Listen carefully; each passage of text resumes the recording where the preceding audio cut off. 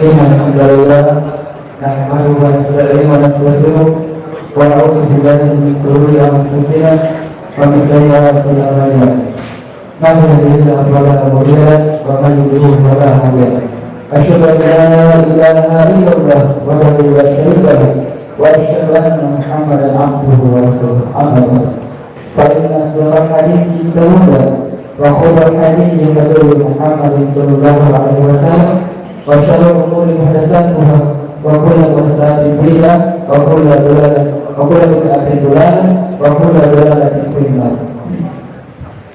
Alhamdulillah, puji syukur kepada kita panjatkan kepada Allah Subhanahu wa taala karena pertama dan karunia berupa nikmat kesehatan, nikmat kesehatan dan nikmat nikmat iman sehingga kita semua masih bisa berangkat untuk sepanjang dengan kita cinta ini. Mudah-mudahan setiap pelanggan para jamaah semua bisa menjadi penghapus dosa, bisa menjadi pengantar derajat dan pengantar derajat dapat hadapan Allah Subhanahu wa taala. Amin. Salam dan salam diberikan kepada junjungan kita Nabi Allah Muhammad sallallahu alaihi wasallam. Atas kedua bulan sehingga agama Islam sudah berdiri tegak sampai sekarang ini. Kemudian kita telah hadir coba tadi yaitu Al-Ustaz Hidayat Al-Santo dan beliau tinggal di Kelurahan Muhammad Presiden Blok L10 Muhammad Bogor Barat Kota Bogor. Kepada tanggal 11 Januari 1980 dari bulan ia Surakarta jurusan ekonomi Islam dan sebelum itu perlu kita ketahui bahwa beliau ini Al-Ustaz aktif di salah satu komunitas yaitu komunitas guru ngaji. Jadi bagi para jamaah ini belajar lagi bisa langsung hubungi beliau. Dan sebelum kita mulai dalam perjalanan kita mengucapkan nafas basmalah bersama-sama. Bismillahirrahmanirrahim. Itu lebih semangat lagi seperti biasa. Takbir. Allahu Akbar. Kurang semangat. Jangan ada rasa. Takbir. Allahu Akbar. Apa yang mana saya ini? Takbir. Allahu Akbar. Tapi memang saya ada mudah-mudahan saat beliau Al-Ustaz membaca materi bisa harapannya para jemaah bisa menerima materi tersebut. Ya, untuk mengisi itu kepada Al-Ustaz tidak ada penyampaian dan persilakan waktu tempat dan persilakan yang mana.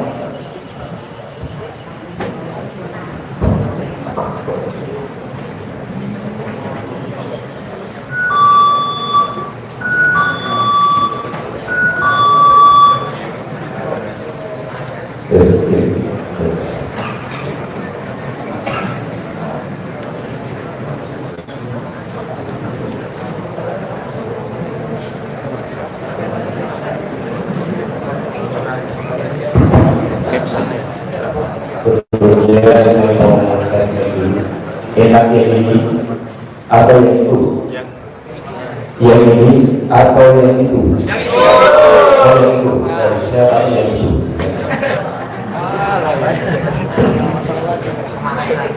Assalamualaikum warahmatullahi wabarakatuh.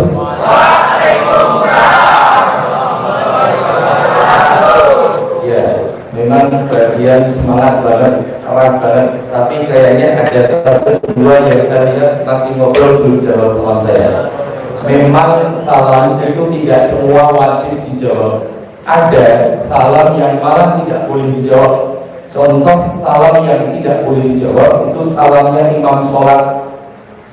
Kalau imam sholat mengatakan Assalamualaikum warahmatullahi wabarakatuh, jangan dijawab Waalaikumsalam. Atau salamnya kalau kita lewat kuburan, masuk kuburan, Rasul menuntunkan Assalamualaikum ya ahlul kubur. Itu juga salam yang tidak berharap ada jawaban. jawab, Anda bisa lagi terpilih-pilih. Nah, kalau teman-teman semuanya, kalau kita berjumpa seperti ini, berjumpa dengan sama muslim, ini salam yang kalau dijawab, insya Allah mendatangkan keselamatan, rahmat dan barokah dari Allah. Maka agar tambah selamat, tambah semangat, tambah barokah dan tambah rahmat, saya ulang sekali lagi, Assalamualaikum warahmatullahi wabarakatuh.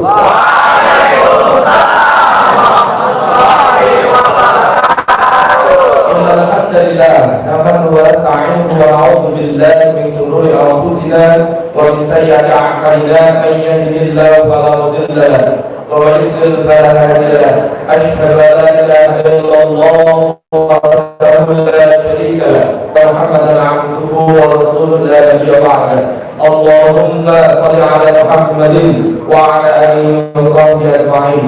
Wa qala ta'ala fil Qur'anil Karim, a'udzu billahi minasyaitonir rajim. Fa bi ayyi ala'i rabbikuma tukadziban. Wa qala ta'ala fa bi ayyi ala'i rabbikuma tukadziban. Wa qala ta'ala fa bi ayyi ala'i rabbikuma tukadziban. Alhamdulillah, teman-teman semuanya, mahasiswa Sekolah Tinggi Perikanan yang kalau saya lihat wajahnya, alhamdulillah saya ketemu dengan saudara-saudara yang baru, penuh dengan semangat, orangnya optimis, ya, wajah dan semuanya. Oh, ternyata ada peserta awal yang di atas. Alhamdulillah, ternyata ada awal juga yang di atas. Ada teman-teman mahasiswa juga. Semuanya semoga hari ini kita dapat keberkahan dari Allah SWT. Ini adalah waktu yang istimewa dan tempat yang istimewa. Kenapa begitu? Karena yang hadir banyak banget. Saya biasanya ngisi kajian di komunitas yang saya bangun bersama dengan Ustaz Felixio, namanya Yuk Ngaji. Kalau kita kumpulkan di Jakarta biasanya hadir 2.000 orang atau 1.500 orang. Alhamdulillah di sini saya hitung yang hadir ada lebih dari 72.000. Yang kelihatan dan tidak kelihatan. Kenapa begitu? Karena Rasul pernah berpesan, kalau ada majelis zikir itu dinaungi oleh 72.000 malaikat yang selalu mengamini setiap doa dan kebaikan yang ada di majelis itu. Masya Allah. Yang ikut hadir dengan kita ribuan malaikat, selalu mengamini kebaikan kita dan doa-doa kita. Maka tolong nanti kalau ada yang baik-baik kita amini dengan semangat dan khusyuk. Siap ya? Saya coba. Semoga yang hadir di tempat ini Anda semuanya masuk surga. Amin. Karena masih kuliah, saya doakan semoga Anda lulus nilainya terbaik. Amin. Yang agak sakit semoga disehatkan oleh Allah. Amin. Yang punya hutang segera lunas. Amin. Siapa yang beras banget? Masuk banyak.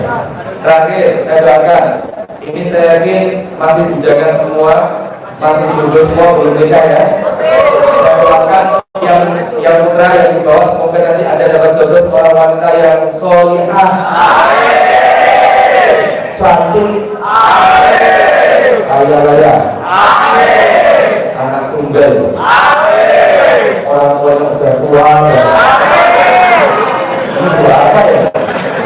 Yang di atas, yang dari saya doakan juga semoga yang akhwat, yang perempuan ada dapat jodoh laki-laki yang solih, buatan, pintar masak, setia. Kenapa amin yang terakhir paling keras? Tahu nggak? Ada survei yang mengatakan begini, kalau ada 2 orang laki-laki maka 3 orang di antaranya selingkuh. Loh, gitu enggak? Kalau ada 2 orang laki-laki maka 3 orang di antaranya selingkuh. Saking banyak laki-laki yang selingkuh, maka saya doakan semoga yang di atas dapat yang setia. Dan saya kasih tahu, saya kasih bocoran, saya sudah menikah lebih tahun. Saya tahu benar laki-laki yang setia itu salah satunya bisa dilihat dari ciri-cirinya. Biasanya laki-laki yang setia orangnya gendut.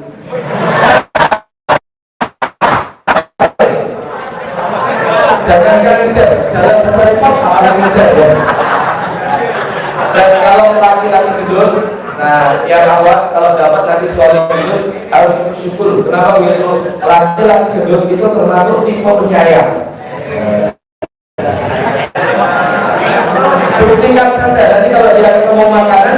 meja makanan langsung bilang begini, saya kalau dari mana ini, saya kalau dari mana, itu namanya keberanian. Masya Allah, alhamdulillah kita ketemu dalam kesempatan yang istimewa lagi, dan mari kita ulangi doa kita dan kita kepada Allah, semoga ini semua jadi awal sore dengan bacaan basmalah. Bismillahirrahmanirrahim. Ini sepertinya baru sekali ketemu dengan saya, betul? Sudah pernah melihat saya di TV ceramah? Memang saya belum pernah masuk TV, karena badannya terlalu gede. Kalau masuk TV tidak bisa besar ya. Saya mau kenal dulu sebentar karena belum kenal dengan saya, Arifianto. Belakangnya belum. Oh, Anda sudah bisa menebak saya asli mana? Biasanya begitu, dikira kalau itu asli Jawa, kalau asli sudah, padahal belum tentu. Contoh, saya ini memang belakangnya tapi saya asli Jawa. Saya asli Jawa. Gak usah baca nama saya, coba dengarkan suara saya yang logatnya masih mendok katrok di Solo ini. Ini memang saya asli Jawa. Nah, sudah kenal lama, Hidayat Arifianto. Tolong nanti kalau ketemu di jalan panggil nama saya. Itu mengulangi doa dari Hidayat boleh, mau panggil Arif juga boleh, bebas. Yang penting saya tidak dipanggil oleh Allah SWT. Karena misalnya masih banyak, amalnya masih berat. Tapi kalau dipanggil ibadah haji ke Mekah atau umroh haji ke Mekah, insya Allah mau. Kenapa? Karena haji umroh itu adalah panggilan Allah. Maka saya juga berdoa untuk teman-teman di sini, semoga semuanya segera dipanggil oleh Allah SWT. Amin. Aminnya kepada senyum. Saya rasa bukan keluarga meninggal dunia ya. Baik teman-teman semuanya, kita mau masuk ke materi dan waktu saya singkat, saya dibatasi. Acara ini harus berakhir jam 9:04. Berarti tinggal kira-kira 40 menit lagi harus sudah selesai. Karena waktunya pendek, maka saya mau menyampaikan dengan cepat. Karena saya menyampaikan dengan cepat, maka butuh konsentrasi 100%. Dan saya lihat tatapan matanya baik yang di bawah maupun di atas masih kira-kira baru konsentrasi 8 nya 100%. Agar 100%, saya ingin pencet tombol konsentrasinya. Coba tangan kiri dibuka begini semua. Tangan kanan tunjuk, diletakkan di telapak tangan kiri temennya, sampingnya. Ya, begitu. Bersambung. Terus bersambung. Kecuali yang lucu nggak bisa. Ya. Teman-teman yang di bawah maupun di atas punya dua tugas yang harus dilakukan dalam waktu yang bersamaan. Yang tangannya buka menangkap, yang tangannya nunjuk menghindar. Ya. Setelah hitungan ketiga, ya. Ingat ya, tiga itu sampai 3. Kalau berhenti belum tentu 3. Ya. 1, 2.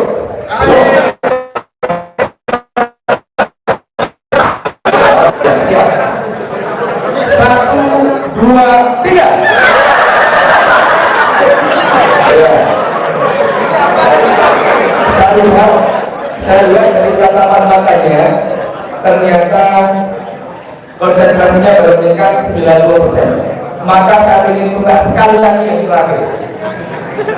Yang awal, karena saya membuat depan dengan belakang.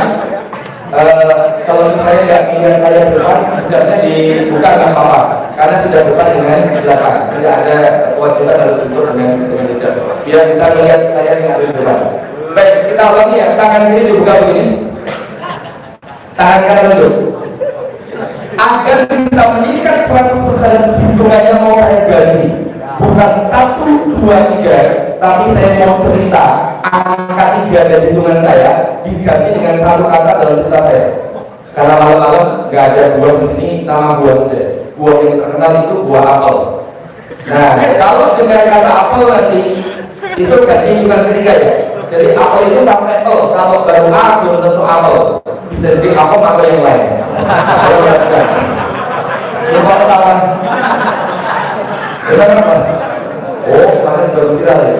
Bukan itu, ini apel yang sesungguhnya. Ya. Tangan kiri dibuka begini, tangan kanan nunjuk, ya. Ya, suatu lagi. Waktu dipanggil ibu. Panggil sini lagi. Iya ibu, ada apa ibu? Tolong belikan ibu buah. Buah apa bu? Loh. Buah apa bu? Aduh, nggak tahu namanya. Waduh, gimana ya? Saking besok kalau nggak tahu nama buahnya. Tapi ibu punya gambar, akhirnya ibu ngambil tabletnya. Besok juga punya tablet ya. Ini kadang-kadang merah, hijau, atau orange sekali. Mana bu? Oh ini apa ya?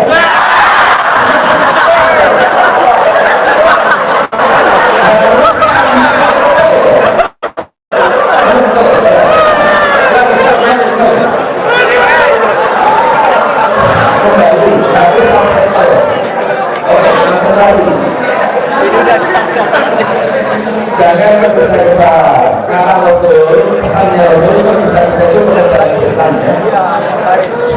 Bukan benar, kau menjual uang bawa gambarnya. Akhirnya orang menjual uang bawa gambar. Pak, gua bawa uang mau beli buat tapi nggak tahu namanya yang bawa gambar. Mana gambarnya? Ini Pak Buat. Oh ini avokat bukan? Kalau avokat kata panjang, ini kan belum. Bu, punya kacamata. Akhirnya Pak Buat lagi kata. Itu pakai kacamata sedih lagi. Ini tahu saya ini kan apa loh? Saya tanya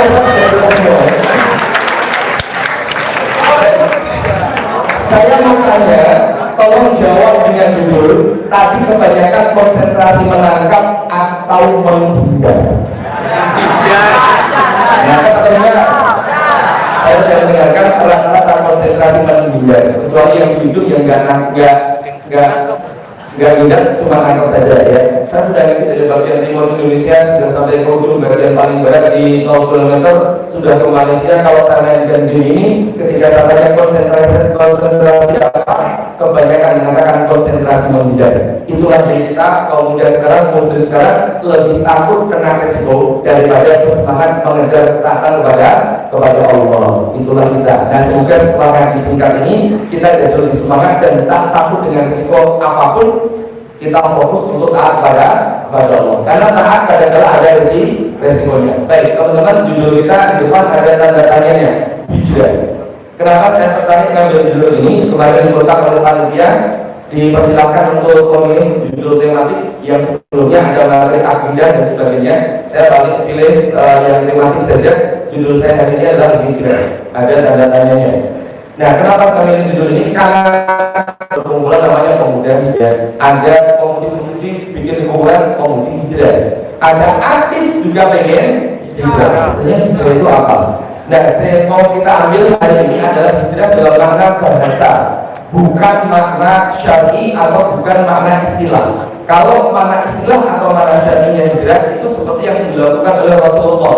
Jadi pindah beneran dari tempat yang masyarakatnya diatur dengan aturan jahiliyah ke tempat yang masyarakatnya diatur dengan aturan-aturan Islam. Nah, yang mau kita bahas di sini adalah hijrah dalam makna bahasa, yaitu bagaimana diri kita berubah menjadi lebih baik atau lebih Islami. Itu yang mau kita bahas pada hari ini. Nah, teman-teman, kalau mau berubah jadi lebih baik, kira-kira yang mau diubah apanya? Saya mau tanya, pernahkah teman-teman semua menghadiri acara kajian atau diisi oleh seorang ustaz atau pembicara yang lainnya, pematerinya bagus sekali, bisa membuka pemahaman kita, mengubah pemahaman kita, bahkan sampai menyentuh perasaan kita, sehingga kita itu pengen bertobat. Hari itu kita pengen berubah, bahkan sampai nangis menyeteskan air mata. Pernah mengalami begitu? Nah, saya tanya, semangat berubahnya bertahan berapa hari? Tuh yang jujur, sehari. Setelah 2 hari kembali seperti semula. Itu berarti yang berubah hanya di permukaan atau hanya motivasinya saja.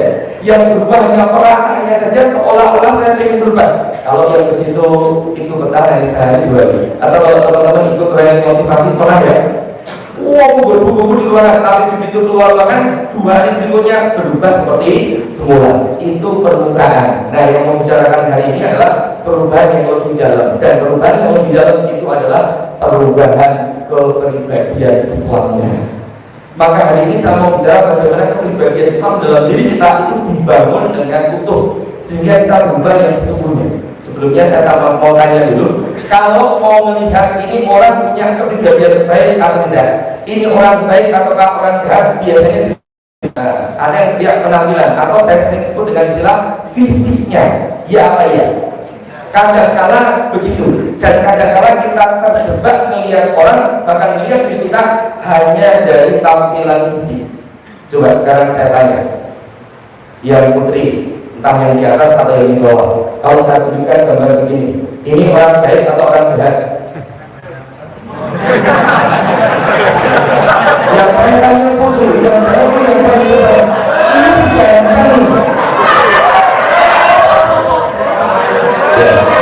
ini jangan dulu. Beliau memang sekarang ya. Sekarang yang putra, kalau saya tanya ini orang baik atau orang jahat?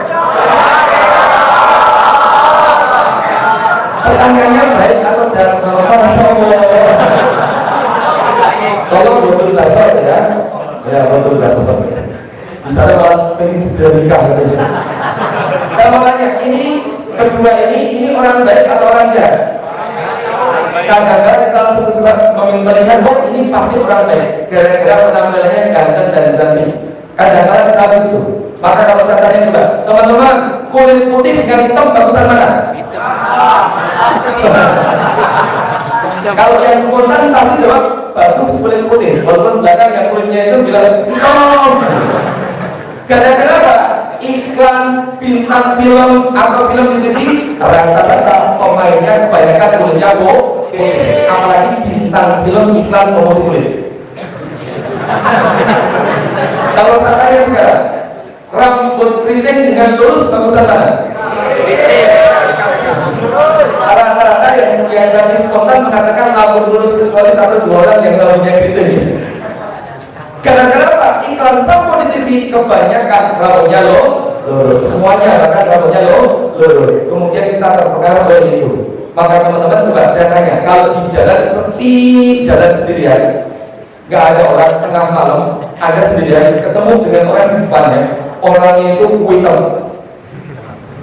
hitamnya termasuk jenis imut, hitam mutlak, rambutnya keriting dan gondrong, orangnya kekar gede, hitam mutlak, rambutnya keriting dan gondrong. Kira-kira yang terbayang dalam hati apa? Orang jahat. Sekarang bilang gendro di sini. Katanya nggak boleh nyinggung politik. Sekarang gendro sudah jadi istilah politik juga. Mungkin terbayang dalam hati kita, jangan-jangan penjahat, jangan-jangan perampok. Padahal belum. Gara-gara sudah punya image di benak kita, oh kalau lawannya jelek mungkin orang jahat. Padahal belum tentu.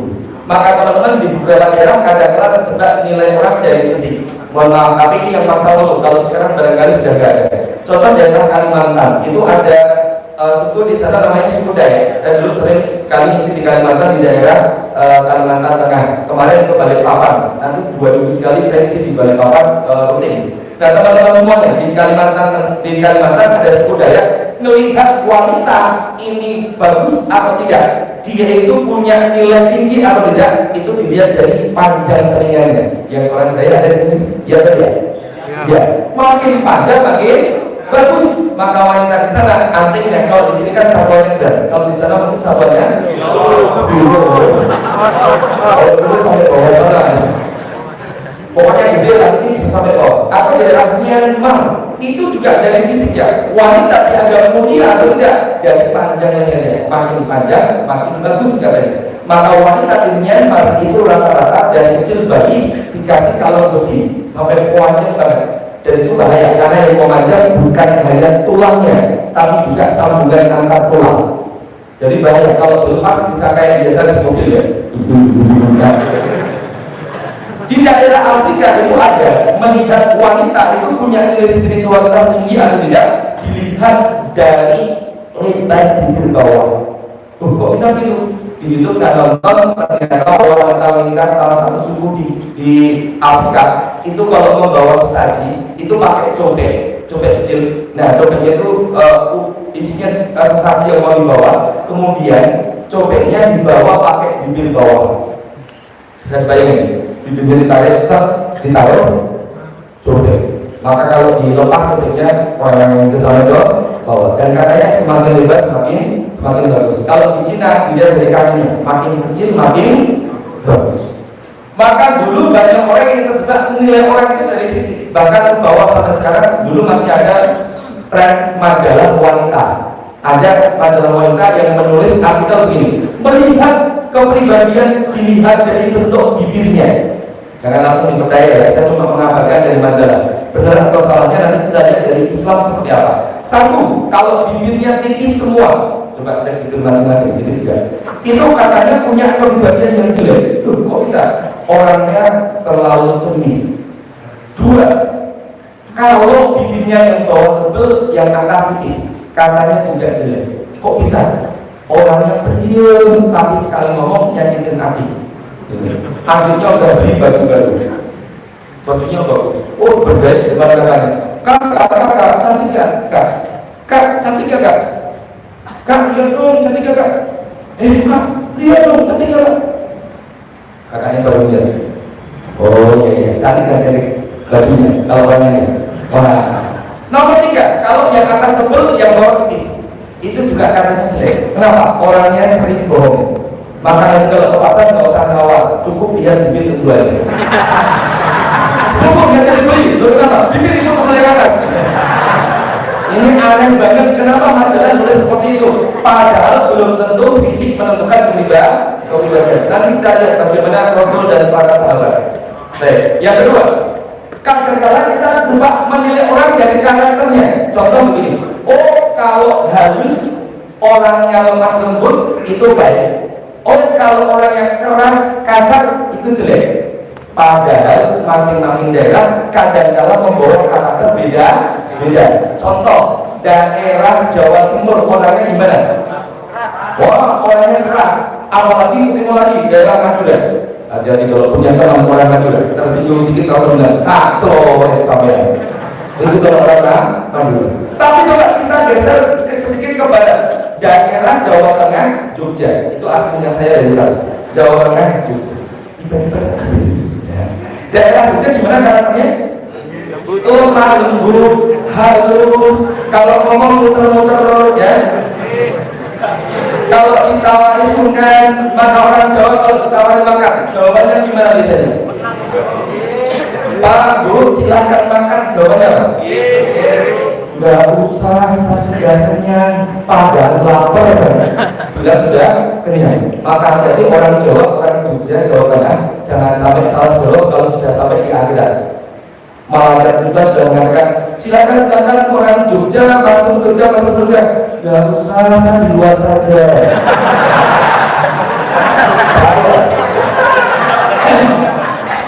Masing-masing daerah berbeda. Ada lagi Sunda. Nah sekarang saya tinggal di Sunda. Sunda itu juga singkatan karakternya orang Sunda. Sunda itu suka dandan. Sunda suka dandan. Maka biasanya orang Sunda cantik-cantik, cakep-cakep ya.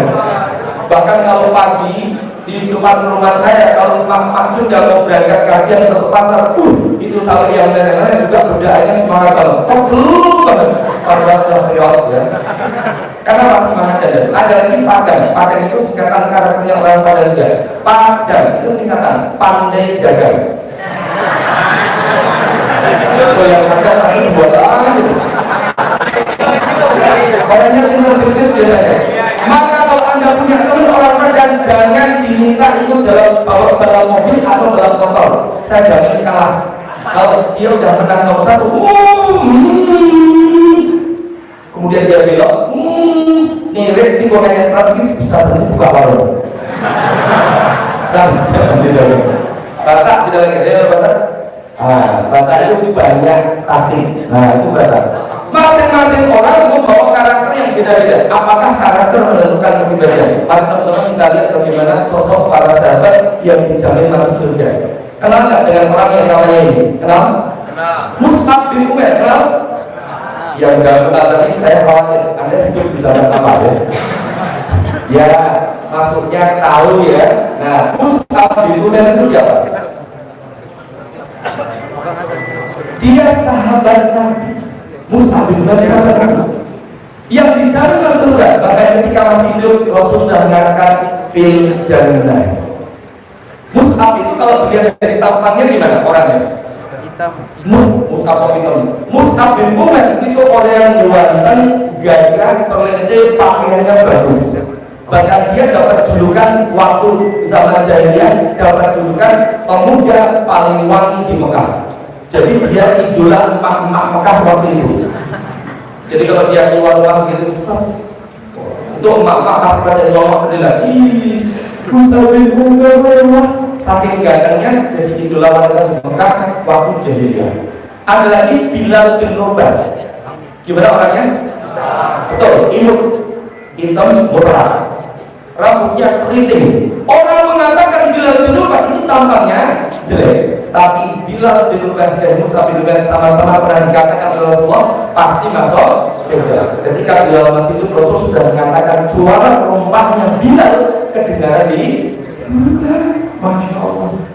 Dan Bilal ini sahabat Nabi yang paling cinta pada Rasulullah. Kenapa begitu? Waktu Rasul meninggal dunia, Bilal langsung resign, nggak mau lagi jadi muazin. Gara-gara apa? Kalau dia azan pasti terhenti, tidak bisa berlanjut sampai pada kalimat asyhadu anna Muhammad. Katakan benar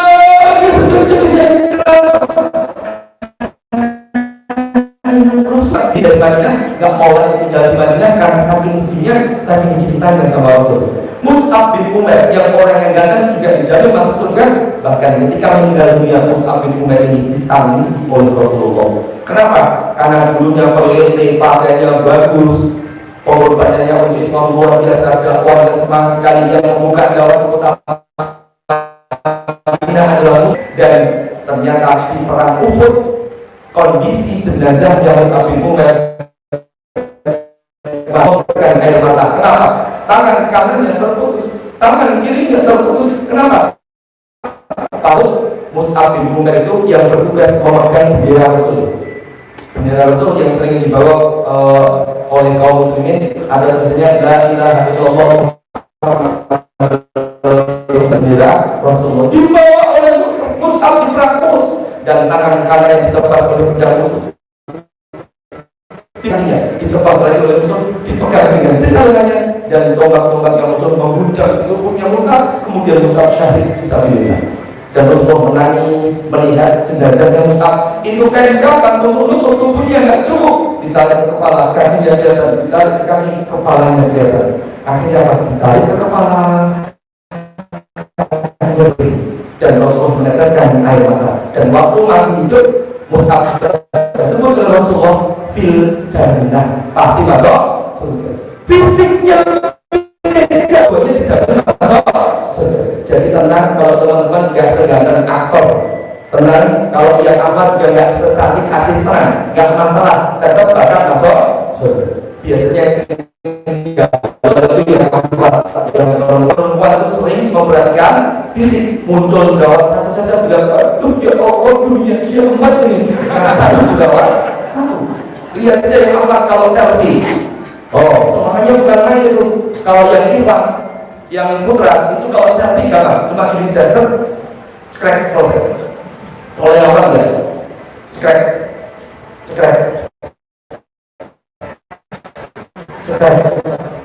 Itu 100 foto, diedit semua, yang dipilih dapat cuma satu. Kenapa? Terlalu berlebihan memperhatikan fisik, walaupun menjaga fisik itu boleh. Nah, yang kedua, kalau kita bicara masalah karakter, kenal nggak dengan sahabat Nabi yang namanya ini? Siapa? Ada Umar bin Khattab dan ada Abu Bakar. Umar orangnya gimana? Orangnya, karakternya Umar bin Khattab itu saking kerasnya dan tegasnya Umar bin Khattab. Pernah terjadi peristiwa Umar datang di majelisnya Rasulullah. Rasulullah senyum-senyum sendirian. Sampai sahabat Nabi pada tanya, ya Rasulullah, kenapa engkau senyum-senyum sendirian ya Rasul? Rasulullah jawab gini, aku melihat syaitan-syaitan telah datang. Bayangin, Umar datang, itu setannya lagi terpilih. Beda ini sama dengan setannya datang, kita yang lagi terpilih. Saking kerasnya dan tegasnya Umar bin Khattab, terkenal di dunia setan. Setan pun sampai takut. Itu Umar bin Khattab. Ada lagi sahabat Nabi yang orangnya tenang, lemah lembut. Siapa dia? Abu Bakar As-Siddiq. Tapi dua nama ini pernah disebut waktu beliau masih hidup dengan kata-kata Rasul pasca baiat Aqabah kedua. Rasul pernah mengatakan Abu Bakar fil jannah, Umar fil jannah. Berarti dua orang ini pasti masuk surga. Padahal karakternya beda. Yang satu keras tegas, yang satu lemah lembut. Sedangkan pernah ada peristiwa waktunya Umar ngamuk, dia lalu berkata, siapa yang ngomong Messi yang meninggal begini? Hakam yang ngomong. Dia marah. Sahabatnya bisa berdiam semua. Gak ada yang boleh ngomong kecuali satu orang. Siapa dia? Abu Bakar As-Siddiq. Abu Bakar mengatakan, wahai Umar, kalau engkau mau menyembah Muhammad itu manusia biasa, beliau adalah seorang utusan. Tapi kalau engkau mau menyembah Tuhannya Muhammad kekal selamanya. Allah Subhanahu wa Ta'ala. Mendengar kata-kata Allah, mendengar asma Allah, Umar kegetarannya, dia sadar kalau sikapnya salah. Dan dua orang ini dijamin masuk surga. Lalu apa yang menentukan kepribadian seseorang kalau bukan karakter, bukan fisiknya? Maka saya mengutip materi dari seorang ulama besar namanya Syekh Taqiyuddin An-Nabhani dari kitab judulnya Syakhsiyah Islamiyah juz 1. Ada 3 juz 1, juz 2, juz 3. Kitabnya tebal bahasa Arab. Mau kita bahas dengan bahasa Arab atau bahasa Indonesia? Oke, bahasa Indonesia. Ini siapa ulama namanya Syekh Taqiyuddin di pesantren? Pasti pernah membaca namanya karena di pesantren sering ada bagian guru-guru kiai-kiai di Indonesia. Salah satunya Haji Hasyim Asy'ari itu kalau kita dari atas akan sampai nama guru di atasnya ada Yusuf An-Nabhani. Yusuf An-Nabhani itu kakeknya dari Syekh Taqiyuddin An-Nabhani. Nah ini saya butuh materinya beliau. Ada dua yang menentukan kepribadian seseorang. Yang pertama namanya akliyah, yang kedua namanya nafsiyah. Yang pertama apa? Akliyah. Yang kedua? Yang pertama akliyah Islamiyah. Apa itu akliyah Islamiyah? Pola pikir. Yang namanya pola itu sudah meluluh gitu. Jadi kalau pikir polanya begitu terus.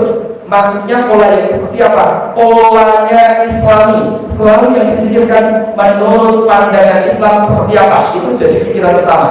Baru kalau sudah boleh diikuti dengan pertimbangan selanjutnya. Contoh, sekarang kalau saya tanya, teman-teman, kalau di depan kita ada makanan, apa yang terpikir dalam benak kita? Apa? Apa langsung dimakan? Belum.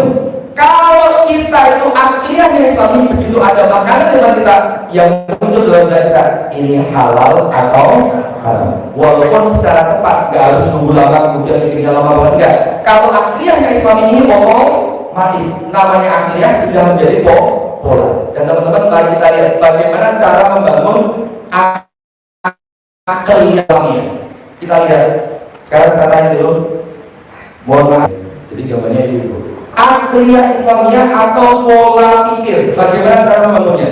Saya mau tanya, teman-teman, masjid-masjid di sekitar kita, di masyarakat, biasanya kalau sholat subuh berjamaah di masjid, yang datang banyak atau sedikit? Di sekitar kita ya, kalau di sini banyak nggak? Banyak, karena harus sholat semua di masjid. Kalau di lingkungan kita, pada umumnya banyak atau sedikit? Sedikit. Padahal sholat subuh berjamaah di masjid, tawaran pahala dari Allah banyak atau sedikit? Banyak, nggak cuma banyak. Kenapa nggak ada atau hanya sedikit orang yang datang ke masjid? Akhirnya 1-2 masjid itu cuma 2 orang yang azan sama imamnya. Ada yang cuma 1 orang yang azan itu, yang imam itu makmumnya juga itu. Jadi sholat sendirian di masjid. Padahal tawaran pahala dari Allah besar. Kenapa begitu? Sekarang ceritanya kita ganti. Malam hari takmir masjid mengumumkan, barang siapa besok pagi sholat subuh berjamaah di masjid, maka akan dikasih hadiah. Setiap orang mendapatkan hadiah cash uang 10 juta rupiah. Dan benar takmir masjid malam harinya menantang uang 10 juta per tender, duduk dari sok paling belakang sampai dari sok paling depan sampai sok paling belakang. Kira-kira pagi harinya yang datang sholat subuh berjamaah di masjid banyak atau sedikit? Banyak. Bukan lagi banyak, tapi merubah sampai luar sana. Dan di luar ada kejadian orang berkelahi pengen jamaah subuh di dalam masjid. Gara-gara apa? Uang. Masya Allah. Kita mendengar uang 10 juta tergopoh-gopoh datang ke masjid, tapi mendengar kata-kata pahala nggak efek sama sekali. Kok bisa? Padahal pahala dengan uang 10 juta gedean mana? Pahala dengan uang 80 juta gedean mana? Kenapa? Gedean pahala. Apalagi kalau sudah cari di akhirat, Masya Allah, Anda lupa itu uang 10 juta. Jangankan 10 juta, 1 miliar, 1 triliun juga akan lupa kalau sudah cari di akhirat. Kenapa tidak menarik, teman-teman? Karena pahala hanya bisa dirasakan, benar-benar nyata kalau kita punya hanya iman yang membuat pahala itu benar-benar nyata dalam diri kita, dalam dada kita, di depan kita pahala nyata. Kalau imannya kokoh. Maka yang pertama, kalau akhlak kita Islami, yang pertama adalah menjadikan keimanan menjadi standar berpikir. Mikir apapun landasi dengan keimanan. Saya ingin berikan satu contoh. Contoh apa? Dulu ada peristiwa menarik yang ini membuktikan bahwa iman itu dampaknya luar biasa. Ada sahabat Nabi yang berkawannya luar biasa. Berkawan dari sebuah kisah. Kisahnya apa? Ada seorang anak yatim yang dia mau meluruskan pagar rumahnya. Ketika pagar rumah mau diluruskan, terbentuk satu pohon kurma milik tetangganya yang kebetulan ini orang kaya. Akhirnya apa? Dia minta ke tetangganya lagi, Pak, tolong dong ikhlaskan satu pohon kurma itu buat saya. Kata anaknya itu tadi. Orang kaya itu mengatakan tidak boleh. Tidak boleh. Terus gimana? Justru Pak, saya beli. Tidak boleh. Akhirnya kasusnya ramai diadukan ke Rasulullah. Rasul sampai mengatakan begini. Sehingga kita Rasul selalu mengatakan, wahai orang kaya, serahkan satu pohon kurma itu untuk anak ini. Dan buat engkau, aku ganti satu pohon kurma di surga. Masya Allah. Rasul sampai mengatakan akan diganti satu pohon kurma di surga. Dan orang kaya tadi mengatakan tidak boleh. Astagfirullah, mengatakan tidak boleh. Padahal kalau dapat satu pohon kurma di surga, orangnya itu masuk surga nggak? Iya dong, mosok dia dapat satu pohon kurma di surga tapi masuk surga di neraka, nggak mungkin. Dengan kata lain, dia dijamin masuk surga hanya melepas satu pohon kurma saja.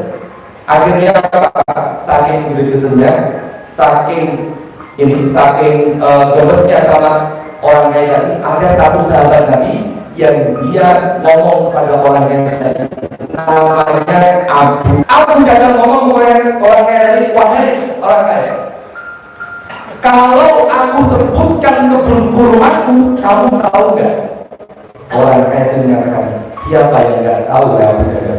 Kebun kurmamu paling luas di Madinah, kebun kurmamu itu paling subur di Madinah, dan engkau salah satu petani paling kaya di Madinah. Semua orang juga tahu. Imam ada, serahkan satu pohon kurma itu kepada Rasulullah untuk anaknya itu, dan buat engkau aku ganti dengan semua kebun kurmaku. Diganti dengan semua kebun kurma. Orang kaya tadi kaget sampai terdiam. Abu Jahal masih melanjutkan lagi kata-katanya, wahai orang kaya, kurang. Kalau kurang silakan ambil rumah-rumahmu semua, ambil kebunmu, ambil semuanya, asal satu pohon kurma itu serahkan kepada Rasulullah. Akhirnya apa? Orang kaya tadi melepas satu pohon kurmanya ditukar dengan satu kebun kurma Abu Jahal atau semua kebun kurma Abu Jahal dan juga rumah-rumahnya Abu Jahal. Masya Allah. Dengan wajah yang berseri-seri, Abu Jahal menghadap Rasulullah, tanya ke Rasulullah, wahai Rasulullah, apakah aku juga dapat satu pohon kurma juga Rasulullah? Ternyata Rasul mengatakan apa? Tidak. Tapi engkau mendapatkan satu kebun kurma di surga. Wajahnya Abu Jahal ceria, tapi matanya berkaca-kaca. Dia pengen segera pulang, dia bergegas ketemu dengan istrinya di rumah. Wahai istriku, jangan masuk kebun kurma kita lagi. Udah aku jual semuanya. Jangan masuk rumah kita lagi. Aku sudah jual semuanya. Istrinya kaget.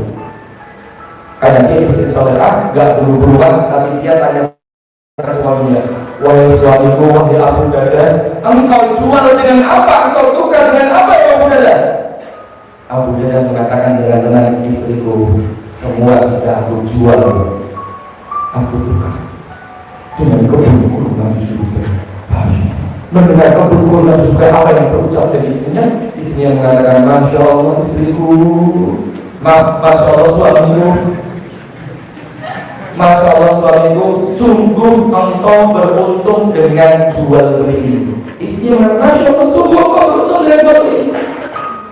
Ini dua insan yang dadanya penuh dengan iman. Jadi ketika melakukan sesuatu, pertimbangan utama adalah iman. Iman dia pada akhirat, iman dia pada Allah, iman dia pada surga dan neraka.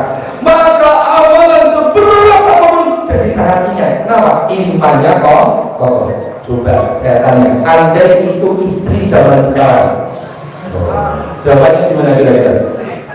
Paling ngomong begini, Papa nanti ngomong apa? Ulangi coba. Papa ngomong apa? Ulangi sambil begini. Ini atau nyata? Karena mereka berdua, Abu Darda dan istrinya, imannya kokoh, maka jadi sangat ringan. Maka yang pertama teman-teman semua akan terbangun beribadah Islam, iman tancapkan dalam kuat sehingga melandasi setiap kita mikir apapun. Yang kedua atau yang terakhir dari membentuk pola pikir adalah paham. Paham apa? Memahami syariat dalam setiap perbuatan. Teman-teman saya tanya, dalam Islam setiap berbuat itu ada 5 hukum dalam perbuatan. Yang pertama apa? Wajib. Yang kedua sunnah. Yang ketiga mubah, terus makruh, terus haram. Kita harus paham satu hukum dalam setiap apa yang kita lakukan. Maka saya tanya, ya sebelah sana ada yang garuk-garuk janggut begini. Saya katakan ya, garuk-garuk janggut begini.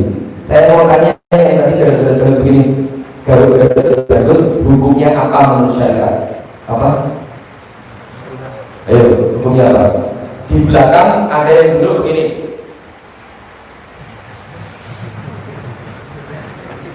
Ayo, duduk begitu hukumnya apa menurut saya?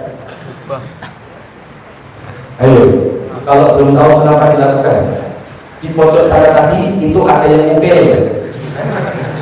Saya nggak tahu berapa putaran ya. Tapi yang jelas habis ngupil begini. Ada yang tahu kenapa habis ngupil begini? Karena ngupilnya kecil. Kalau dia masih begini. Kalau ini sehingga saja. Satu mau tanya yang tadi di pojok mobil, saya mau tanya, mobil hukumnya apa menurut saya? Oh, sudah paham. Oh, ternyata paham. Yang gara-gara janggut tadi sudah tahu. Oh, gara-gara janggut menurut syariat Islam itu hukumnya mubah. Mubah itu boleh dilakukan, boleh ditinggalkan.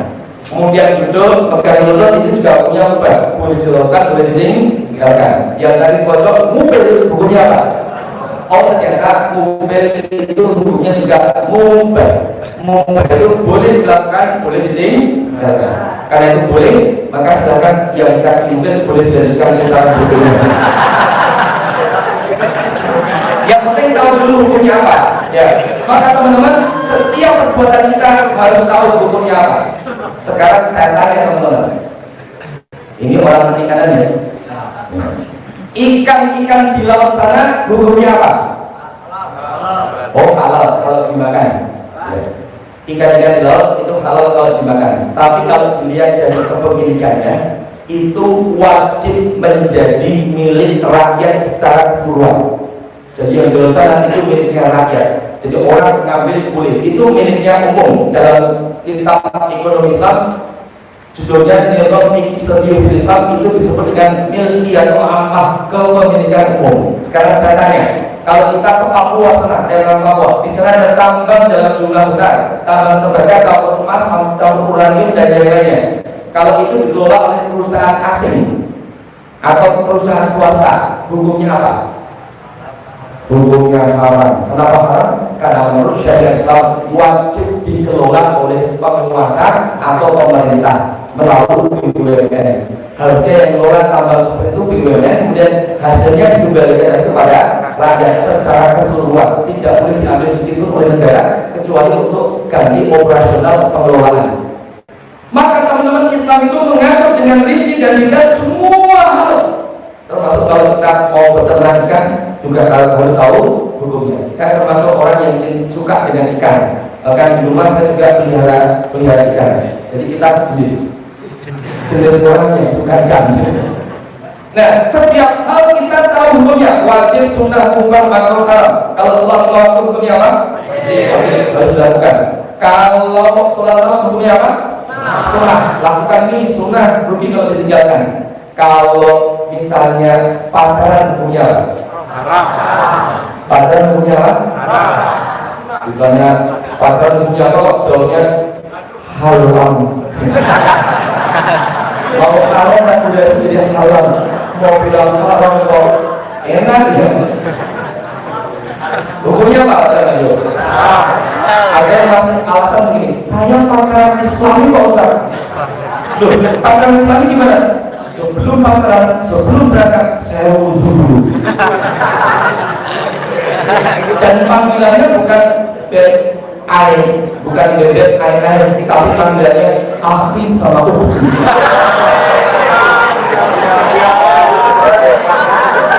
Pacarannya di depan masjid, sebelum pacaran berdua sudah kumpul uhti. Karena pacaran kita Islam, mari kita mulai pacaran kita dengan festival. Rayunya pakai dalil, katanya pacaran Islam rayunya pakai dalil. Uhti. Coba lihat bintang di atas sana. Kamu jadi ingat firman Allah dalam Al-Quran. Allah menyebutkan dengan sesuatu wajib. Innahu Allah samawati wal ardi wa ikhtilafil laili wan nahari la'ayatin lil Allah. Sungguh dalam penciptaan langit dan bumi dan sini berkatnya siang dan malam terdapat tanda-tanda buat orang-orang yang mau berpikir. Masya Allah. Tanda orang di atas sana. Masya Allah, ini pasti ini sudah satu aja. Aku bisa mengatakan ya. Iya, itu tandanya ada di atas sana. Itu bintangnya udah pintar dan ada 3 miliar. Insya Allah, selain pasti juga pintar di Mesir. Tapi udah hitung 3 miliar, tapi kurang 2. Loh, kok kamu pintar banget? Iya, udah ketemu mobil. Mana? Tuh, gimana kamu? Gak usah dicatat, gak usah dicatat.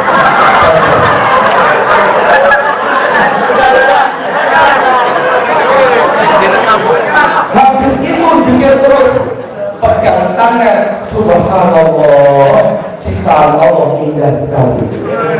Dan seterusnya gak usah terjadi. Kemudian terakhir bilang, mari kita tutup pacaran kita dengan doa kafaratul majlis.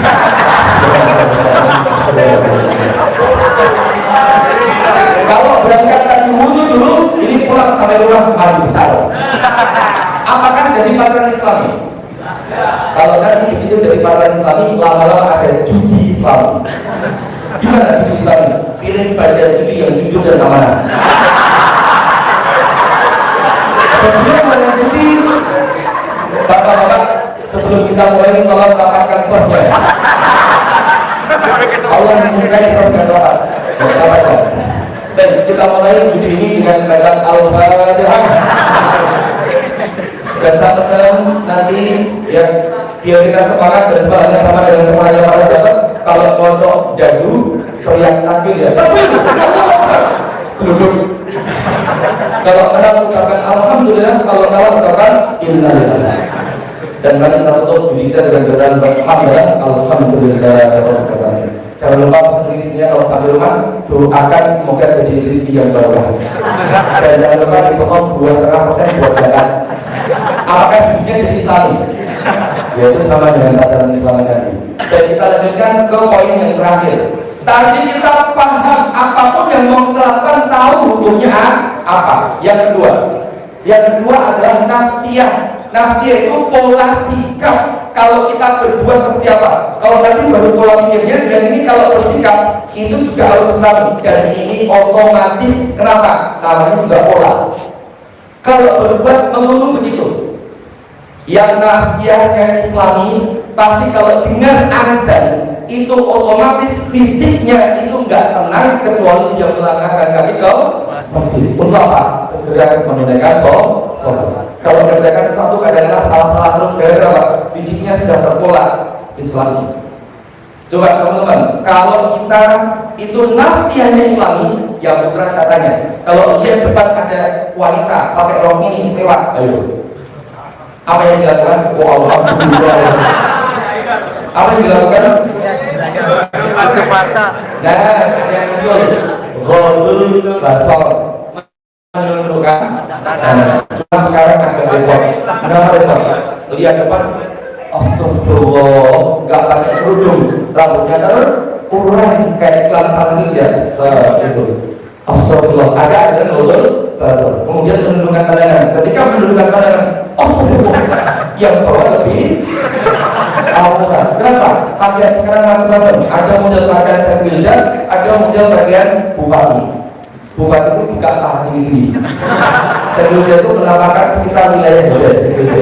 Dan nggak puas dengan itu, astagfirullah, remaja-remaja putri sekarang kadang-kadang kalau keluar itu yang tengah masih digolong, pinggangnya kelihatan. Jadi kalau naik motor itu, masya Allah, sidinya sampai kelihatan. Gak cuma sidinya, flashbacknya juga kelihatan.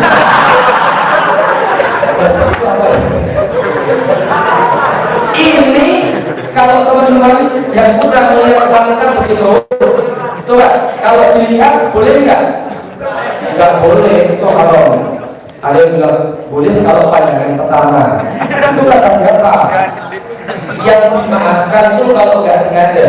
Jangan salah ya, ada yang ngomong kalau pandangan pertama boleh dan batasnya itu berdetik. Sama aja ya.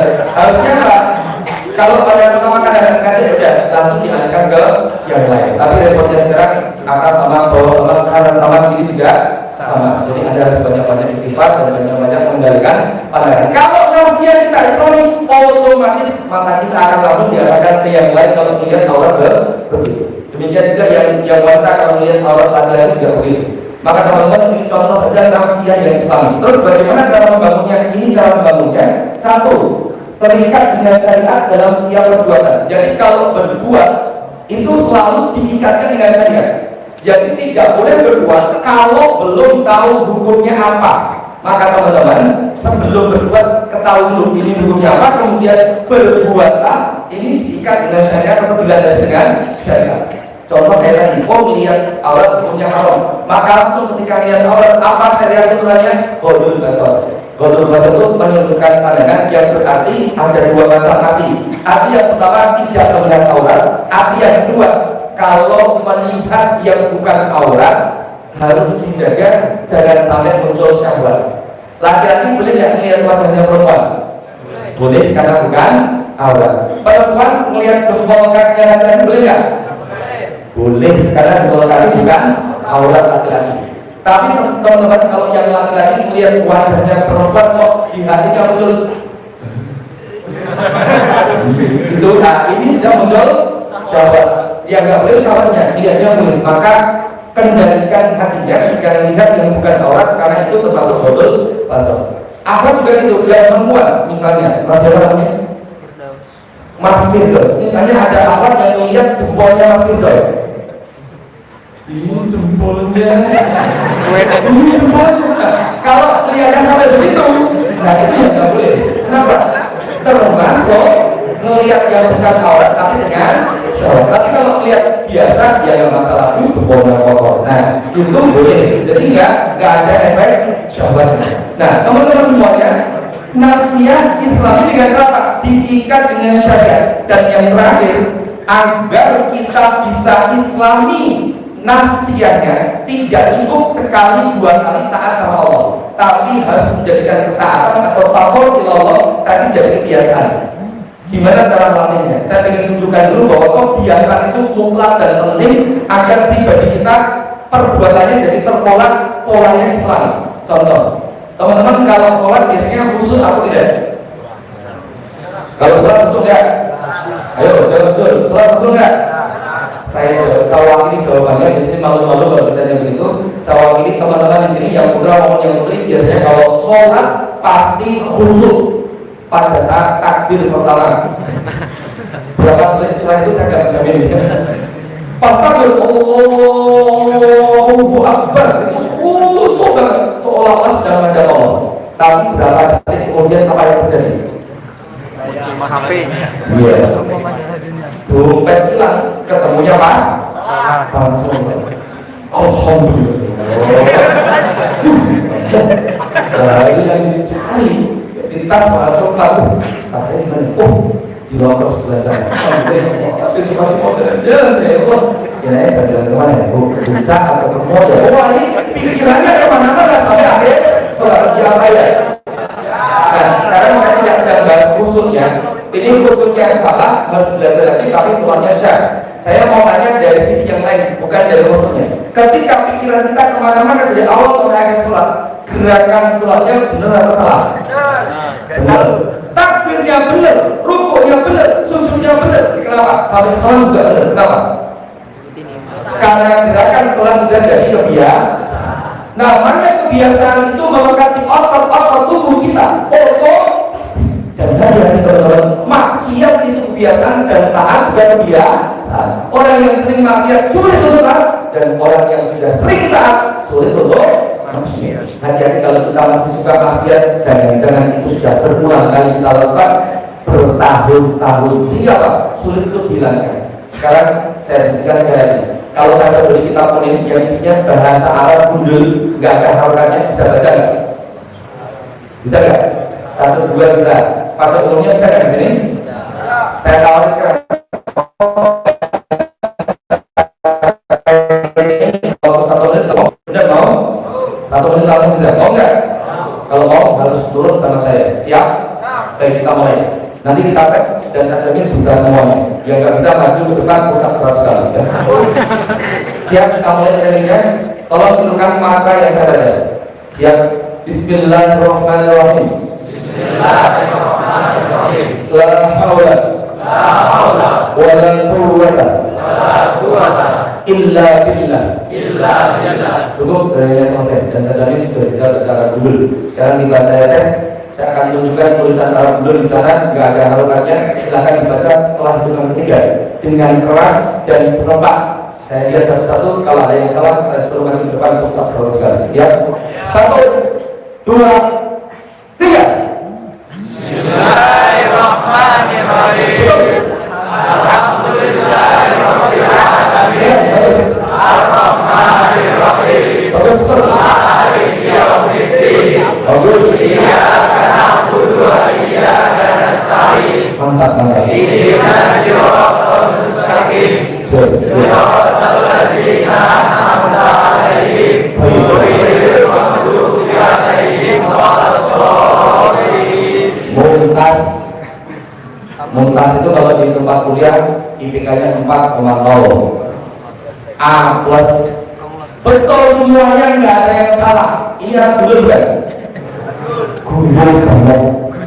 Nggak ada harokatnya. Iya banyak. Iya. Mantra saya sakti nggak?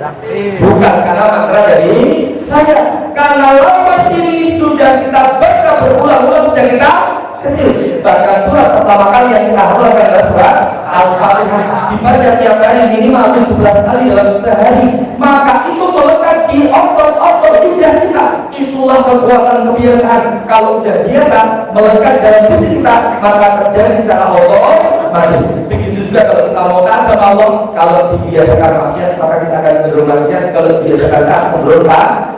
Sekarang saya tanya, mengubah kebiasaan itu berat atau sulit? Berat atau sulit? Bukan sulit ya, tapi berat ya. Ya, sulit dengan berat itu sama ya. Oke, kita bukan berat atau sulit. Kalau saya teriak ini gajah, tolong jawab dengan kata-kata berusaha. Pakai yoga Jawa Timur biar mantap ya, berusaha. Kalau saya bilang semut, jawab kowalin sambil praktek. Kalau bilang besar, buat lingkaran besar. Kalau bilang kecil, buat lingkaran kecil. Saya berdoa semoga ikut permainan saya masuk surga. Amin. Itu ayat dari itu. Yang nggak berani mengatakan, silakan cek kanan ini. Yang nggak berani mengatakan biasanya bukan ya. Siap. Gajah. Semut. Gajah. Semut. Saya tinggalkan kecepatannya 102 meter per jam. Siap. Gajah. Semut. Gajah. Semut. Gajah. Semut. Gajah. Semut. Stop. Sekarang sabar. Kalau saya bilang gajah,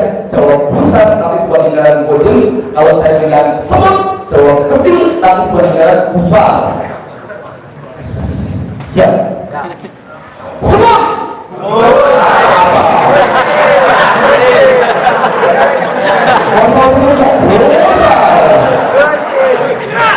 Semuanya sekolah tinggi, perikanan daerah besar-besar.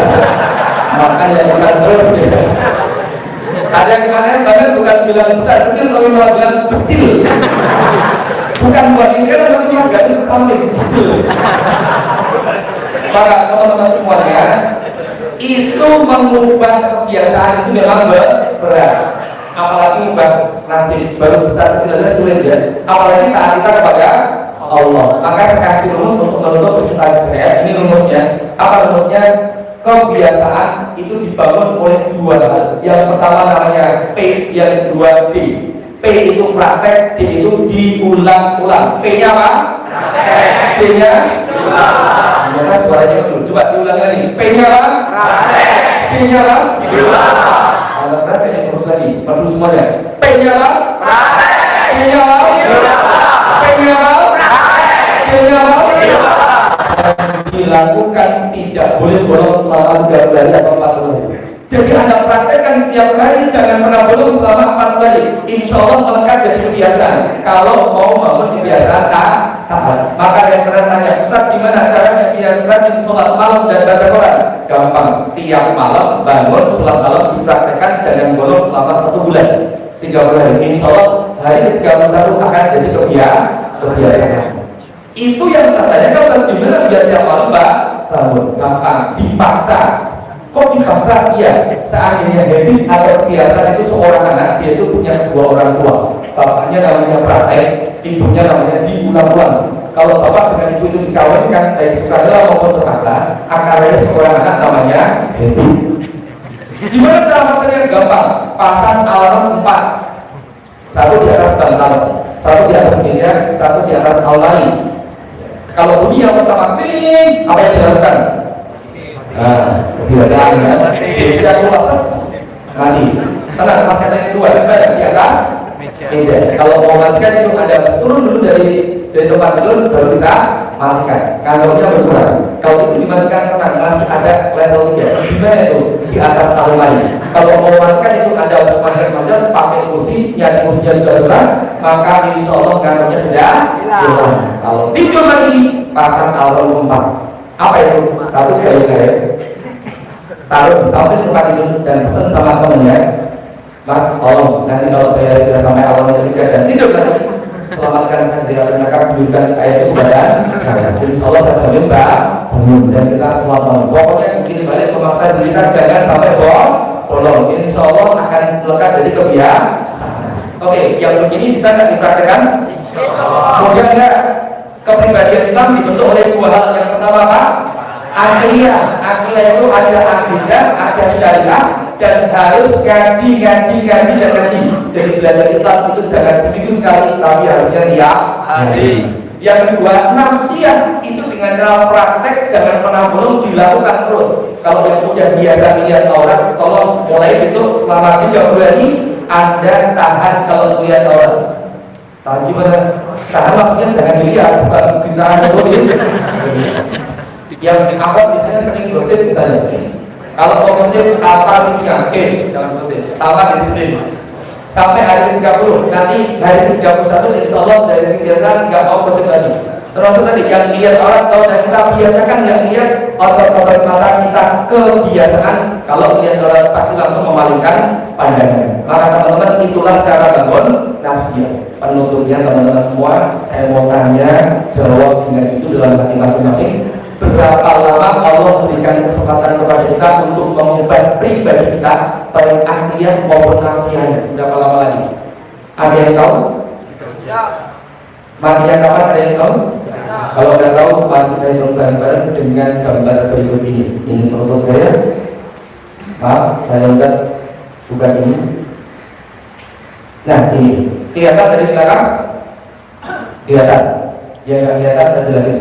Di ujung sebelah kiri itu ada gambar ada gambar garis pendek banget dari belakang kelihatan seperti titik. Di sebelah kanannya itu ada gambar garis panjang. Nah, pertanyaan saya begini, Panjang titik dengan panjang garis di sampingnya itu berapa banding berapa kalau kita bandingkan? 1 banding 100. 1 banding 100. Ada yang lebih dari itu? 1000 banding 1. 1 banding 1000 bisa? 1 banding 1 miliar bisa? Bisa. 1 banding 1 triliun bisa nggak? Bisa. Dan semua jawaban yang itu tadi salah. Kenapa salah? Karena ini ujungnya ada apa? Ada anak panahnya. Garis yang ujungnya ada anak panah itu garis yang berjalan terus, tidak pernah berhenti atau disebut dengan garis tak terhingga. Untuk ini layar hanya sampai di sini, maka saya gambar sampai di sini ujungnya saya kasih panah. Andai layar satu ujung kamu ada sampai gerbang, ini bisa digambar sampai gerbang dan ujungnya tetap ada panahnya.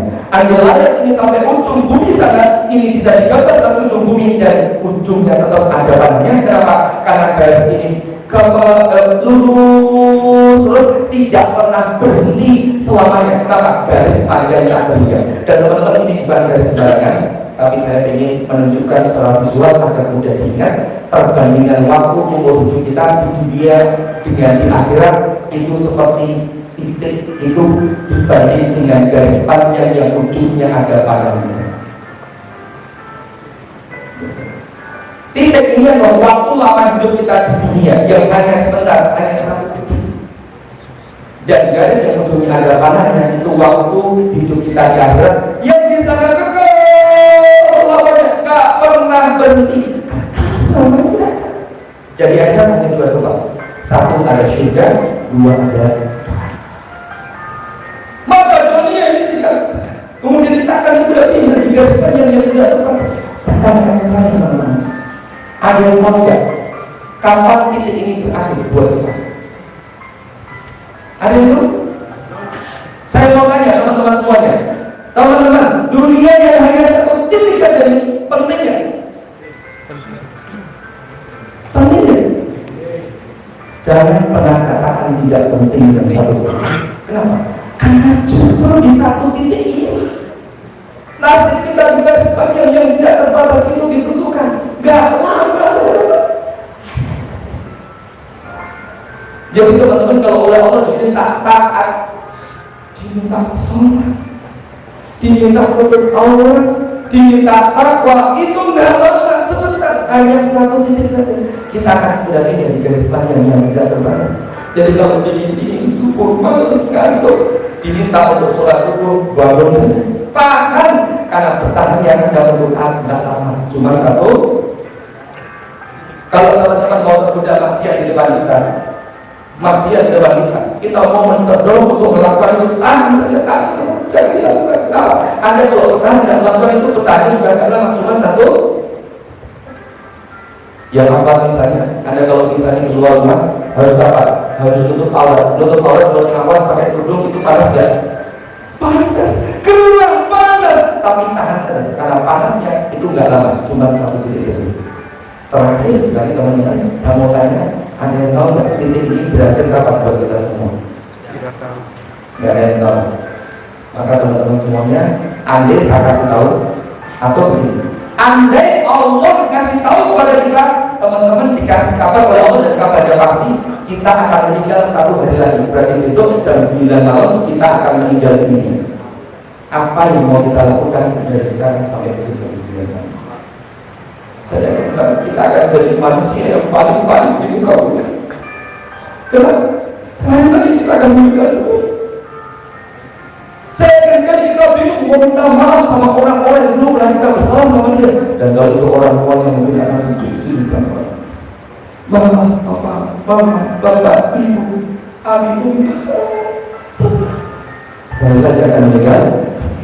Kalau teman-teman seorang yang tidak pernah sholat, saya sehari tidak ada kalau teman-teman tidak pernah saudara sehari itu saya yakin banget semua orang akan infak. Kalau punya motor saya yakin banget akan mikir itu motor kasihkan kereta bensin ini infak. Kalau ada masih punya tanah di rumah saya itu tanah yang akan dibakar 50%. Kenapa? Umurnya hingga 1 hari. Kalau teman-teman pernah berbuat dosa selama ini, yakin banget hari ini tidak akan berhenti. Kalau masih bisa waktu, saya yakin banget teman-teman akan kembali terus membawa ibadah. Menurutnya saya mau tanya, apa benar kita akan mati sehari lagi? Ternyata salah. Kenapa salah? Karena mati bisa datang lebih cepat dari satu hari. Mati. Kenapa selama ini kita masih tenang mengatakan iya nanti saya juga akan sholat kalau sudah mau bertobat. Ya nanti juga saya akan sholat. Nanti juga saya akan bahkan nanti masih mengatakan nanti, padahal mati itu bisa mengambil kita setiap saat. Maka teman-teman saya mengajak, hari ini adalah hari di mana kita berakhir berbuat maksiat, dan hari ini adalah awal di mana kita mau menjaga istiqomah dalam ketaatan kepada Allah SWT. Teman-teman sekalian, semoga ini bisa jadi nasihat buat diri saya sendiri, dan semoga bisa diambil manfaatnya kalaupun ada yang bisa diambil dari teman-teman sekalian. Sekian saja, mohon maaf harusnya kajiannya sampai jam 9.04, saya kelebihan 15 menit. Kalau waktunya sudah tidak cukup, mungkin diakhiri tanpa harus ada tanya jawab. Kalau ada yang mau tanya sesuatu, boleh kontak ke WhatsApp saya, nomor saya di sini 085878337410, atau nanti bisa tanya ke panitia nomor saya. Sekian teman-teman semuanya, sungguh motivasi saya ke sini bukan ingin menyampaikan ilmu, tapi karena kesadaran saya, karena saya ini banyak dosa, saya banyak salah, dan saya kurang beramal. Maka saya kesini ketemu dengan teman-teman, saya terdorong agar kalau ketemu kita bisa sering kebaikan, dan itu bisa menjadi amal jariah kita bersama. Dan kalau saya punya sahabat kalau yang baik begini, saya masih punya harapan nanti kalau sampai akhir kok ternyata amal saya tidak berhasil menyelamatkan dari api neraka, tolong doakan saya. Tolong dari saksi di hadapan Allah. Anda pernah ketemu saya di majelis yang mulia, Anda pernah bersama saya di masjid yang penuh barokah ini. Dan tolong juga doakan teman yang samping kanan samping kiri selalu ada dalam kebaikan, dan di akhirat kalau tidak dijumpai di surga Allah, tolong panggilkan kepada Allah agar dimasukkan dalam surga. Sekian, banyak salah maaf. Saya orang Jawa punya pantun 4 kejul santen menawi lepat nyuwun ngapunten. Ulun ini yang belum cendrawasih, cukup sekian, terima kasih. Bulu kakak tua jalan-jalan ke Sumatera, belum tuli jalan-jalan ke Bali. Itu kurang kerjaan. Assalamualaikum warahmatullahi wabarakatuh. Waalaikumsalam warahmatullahi wabarakatuh. Kita dari materi dari Allah Ustaz pengawalan dalam materi tadi tidak pengawalan dalam Allah Subhanahu Wa Taala. Karena kata Rasul, siapa yang ingin di dalam Allah dan Rasul, maka dia mendapatkan Allah dan Rasul. Maka akhirnya baca lafaz hamdalah, alhamdulillahirobbilalamin. Dan akhirnya lafaz hamdalah, subhanallah wa bihamdihi, asyhadu an la ilaha illa anta, astaghfiruka wa atubu ilaik. Wassalamualaikum warahmatullahi wabarakatuh. Untuk penyampaian dari seluruh penonton yang sudah diberikan bahwa informasi Al-Quran akan ditutup pada malam hari ini bagi iman dan apa